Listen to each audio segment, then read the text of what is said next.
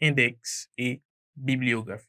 Avant tout, un index, c'est quoi? Un index, c'est tout simplement une liste de mots-clés qui apparaissent dans un document, mais avec des références à chaque fois, comme le numéro de la page, permettant de les retrouver facilement. On va apprendre comment insérer une liste de mots-clés. On va choisir aléatoirement un mot dans notre document. Choisissons le mot change. On va créer un index pour ce mot. On va dans References. On sélectionne d'abord le mot. Mark Entry dans le groupe index. Current page, on va marquer tous les mots change. Automatiquement, Word va référencer tous les mots change avec le numéro de la page. Maintenant, si on ajoute notre liste des index à la fin, disons ici, on insère une autre page. Voilà. Encore dans References. D'abord, ajoutons le titre index avec le style title. Ajoutons maintenant, insérons de préférence la liste des index. Toujours dans References, Insert Index. On va insérer nos index sur une colonne et voilà. Donc, on nous dit que le mot change se trouve à la page 2, à la page 3 et à la page 4. Aussi simple que ça. On peut maintenant mettre à jour notre table des matières pour lister la page des index. Update entire table. Et voilà. Bon, maintenant, ici, vous voyez que les annexes apparaissent à la table des matières. C'est pas nécessaire puisqu'on a une liste des annexes. Donc, ce qu'on va faire, alors d'abord, la question à se poser, pourquoi ça apparaît à la table des matières? Mais parce que tout simplement, l'annexe ou les annexes ont le même style que les heading 1. Donc, on va enlever le style heading 1 dans notre annexe. On va tout simplement garder la taille de la police, Times New Roman, voilà. On va faire en sorte que c'est normal.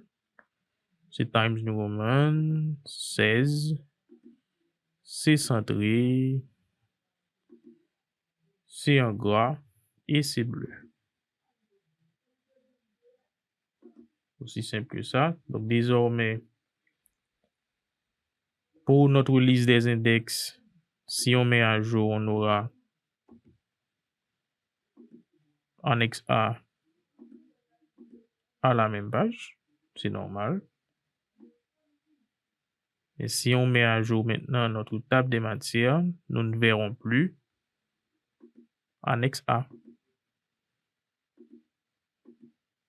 Voilà. Passons maintenant à la bibliographie. La bibliographie, c'est tout simplement la liste qui recense l'ensemble des livres, documents, communications, articles scientifiques, sites web relatifs à un sujet donné que vous ayez consulté ou non lors de la rédaction de votre mémoire. Donc, la bibliographie, c'est en gros ce que c'est. Et pour la bibliographie, si aucun style ne vous est imposé par votre directeur de mémoire, votre tuteur, votre professeur, mais vous pouvez utiliser le style APA ou le style I3E. I-E-E-E. OK, bon, on verra ça plus loin. Avant de dresser la bibliographie, il est nécessaire d'ajouter ses sources. Et en fait, les sources, c'est quoi? Ben, c'est le livre en question, le document en question, l'article scientifique en question, que vous avez consulté lors de la rédaction de votre mémoire, que vous avez cité dans votre document ou que vous n'avez pas cité, mais qui peut euh, étayer vos arguments. Donc, ce qu'on va faire, on va d'abord ajouter une source. Prenons en exemple cette phrase. Et on va prendre cette phrase en exemple. Supposons que cette phrase soit d'un auteur quelconque. Je vais ajouter une source pour indiquer que c'est une citation. Donc, ce qu'on va faire, on va dans References, ajouter une source. OK. Manage Sources. Et là, on peut ajouter une source. Le type de la source, est-ce que c'est un livre, est-ce que c'est un article de journal, est-ce que c'est un rapport, ainsi de suite. Donc, vous choisissez le type de la source. On va dire que c'est un livre. L'auteur, disons que c'est Georges Michel Escoflère. Le titre du livre, Les femmes de la Bible et dans le Coran. Publisher. Et voilà donc, vous pouvez aussi mettre votre tag au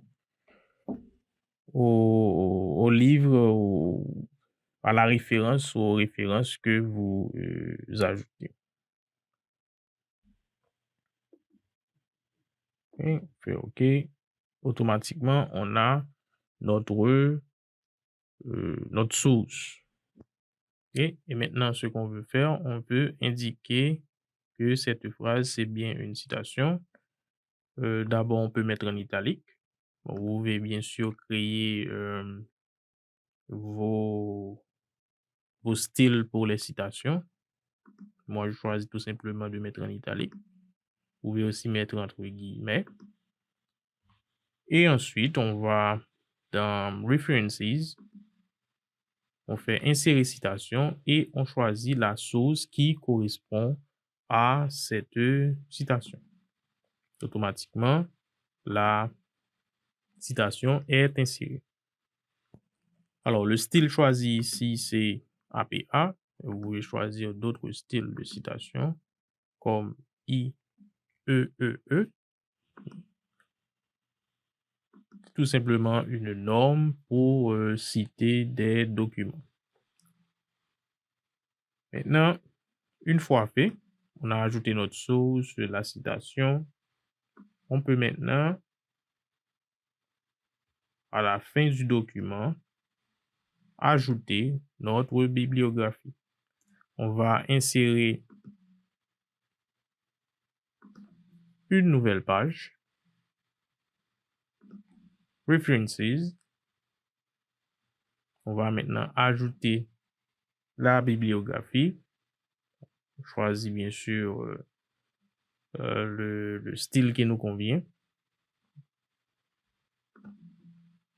Et automatiquement, on a notre bibliographie. Étant donné qu'on n'a qu'une seule source, c'est pourquoi ici, dans la bibliographie, on n'a qu'une seule entrée.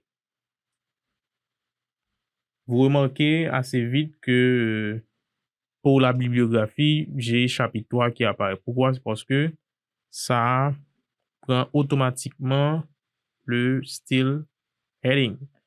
Donc, je vous conseille de créer d'autres styles et de laisser les heading 1, les heading 2 tels quels pour éviter ce genre de situation. Donc, ce qu'on va faire, on va tout simplement transformer ce style-là en title. On va écrire bibliographie en français.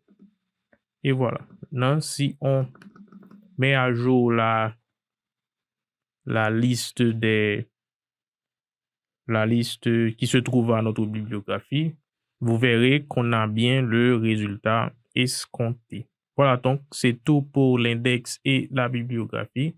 Vous savez donc désormais comment ajouter un index et une bibliographie à votre document.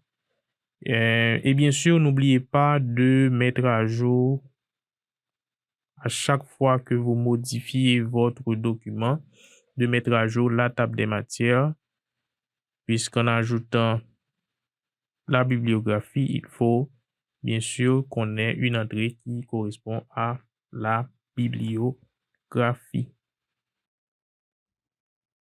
Voilà, donc c'est tout ce que j'avais à vous présenter pour une meilleure rédaction de vos documents académiques sur MS Word. J'espère que cette formation vous a été utile. N'hésitez surtout pas à nous soumettre vos questions, à nous faire part de vos commentaires. Nous nous ferons bien sûr un plaisir de vous répondre. Merci et à bientôt.